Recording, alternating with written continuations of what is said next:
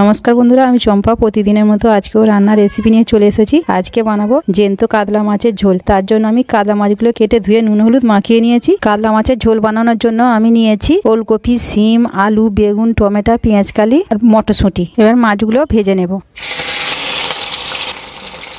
সব সবজিগুলো আমি এইভাবে কেটে নিয়েছি, এবার ভেজে নেব। মাছগুলো ভাজা হয়ে গেছে, ওই তেলের মধ্যে ওলকপিটা ভেজে নেব। একটু হলুদ দিয়ে দেব, একটু লবণ দিয়ে দেব,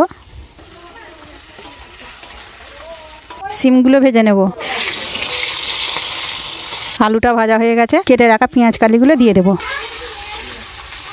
কুচিয়ে রাখা বেগুনগুলো দিয়ে দেবো। দুটো টমেটো কেটে রাখা দিয়ে দেবো। পরিমাণ মতো লবণ দিয়ে দেবো। দিয়ে সবজিগুলোকে ভালো করে ভেজে নেব। চিড়ে রাখা কাঁচা লঙ্কা দিয়ে দেবো। ছাড়িয়ে রাখা মটর কড়াইগুলো দিয়ে দেবো।